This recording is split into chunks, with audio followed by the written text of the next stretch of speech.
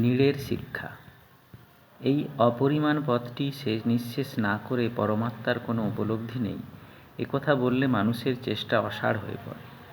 এতদিন তাহলে খোরাক কী, মানুষ বাঁচবে কী নিয়ে? শিশু মাতৃভাষা শেখে কী করে? মায়ের মুখ থেকে শুনতে শুনতে, খেলতে খেলতে, আনন্দে শেখে। যতটুকুই সে শেখে ততটুকুই সে প্রয়োগ করতে থাকে। তখন তার কথাগুলি আধো আধো ব্যাকরণ ভুলে পরিপূর্ণ। তখন সেই অসম্পূর্ণ ভাষায় সে যতটুকু ভাব ব্যক্ত করতে পারে তাও খুব সংকীর্ণ, কিন্তু তবু শিশু বয়সে ভাষা শেখবার এই একটি স্বাভাবিক উপায়।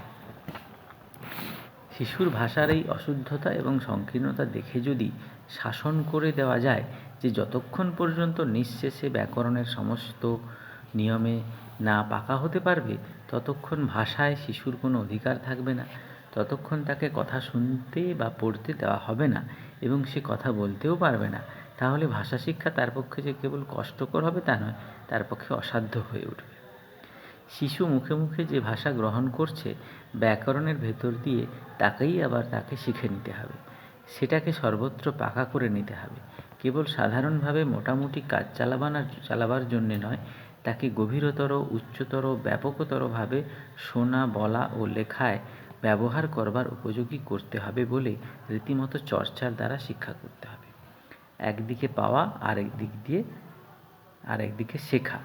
পাওয়াটা মুখের থেকে মুখে, প্রাণের থেকে প্রাণে, ভাবের থেকে ভাবে, আর শেখাটা নিয়মে কর্মে, সেটা ক্রমে ক্রমে পদে পদে।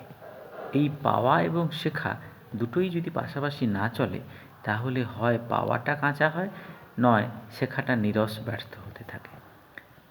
বুদ্ধদেব কঠোর শিক্ষকের মতো দুর্বল মানুষকে বলেছিলেন, এরা ভারী ভুল করে, কাকে কি বোঝে কাকে কি বলে তার কিছুই ঠিক নেই। তার একমাত্র কারণ এরা শেখবার পূর্বেই পাবার কথা তোলে। অতএব আগে এরা শিক্ষাটা সমাধা করুক, তাহলে যথাসময়ে পাবার জিনিসটা এরা আপনিই পাবে। আগে ভাগে চরম কথাটার কোনো উত্থাপন মাত্র এদের কাছে করা হবে না। কিন্তু এই চরম কথাটি কেবল যে গম্য স্থান তা তো নয়, ওটা যে পাথেয় বটে। ওটি কেবল স্থিতি দেবে তা নয়, ও যে গতিও দেবে। অতএব আমরা যতই ভুল করি, যাই করি, কেবলমাত্র ব্যাকরণ শিক্ষার কথা মানতে পারবো না।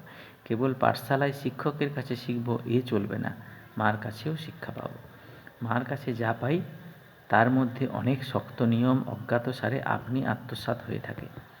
সেই সুযোগটুকু কি ছাড়া যায়?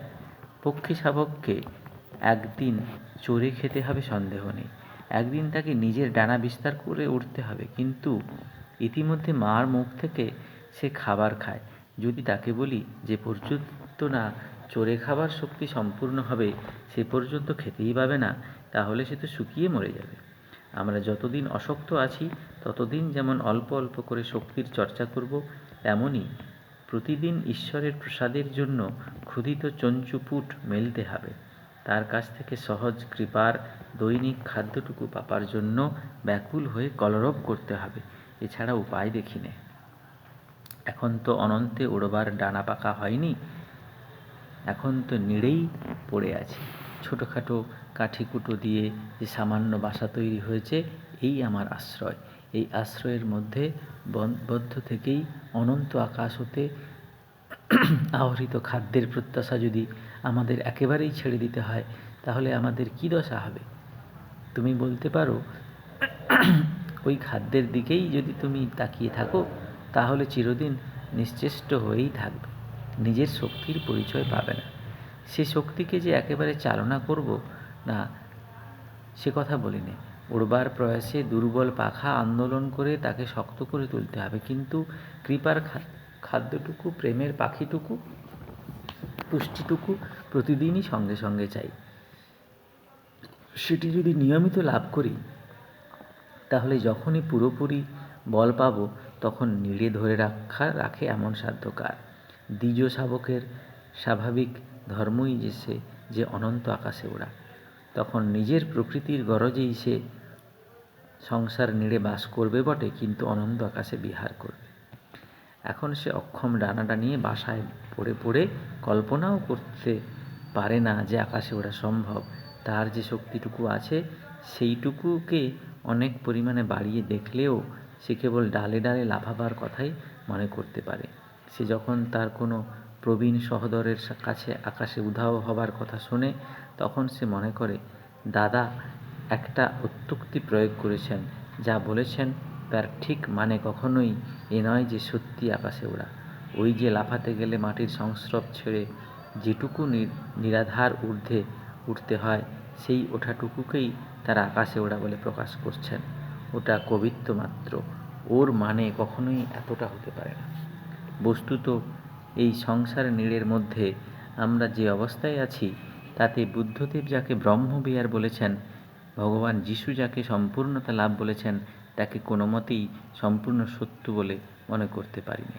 কিন্তু এসব আশ্চর্য কথা তাদেরই কথা যারা জেনেছেন, যারা পেয়েছেন।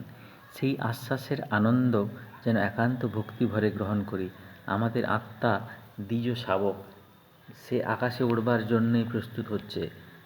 সেই বার্তা তারা যারা দিয়েছেন তাদের প্রতি যেন শ্রদ্ধা করি। তাদের বাণীকে আমরা যেন খর্ব করে তার প্রাণ শক্তিকে নষ্ট করবার চেষ্টা না করি। প্রতিদিন ঈশ্বরের কাছে যখন তার প্রসাদ সুধা চাইব, সেই সঙ্গে এই কথাও বলবো, আমার ডানাকেও তুমি সক্ষম করে তোলো। আমি কেবল আনন্দ চাই নে, শিক্ষা চাই, ভাব চাই নে, কর্ম চাই।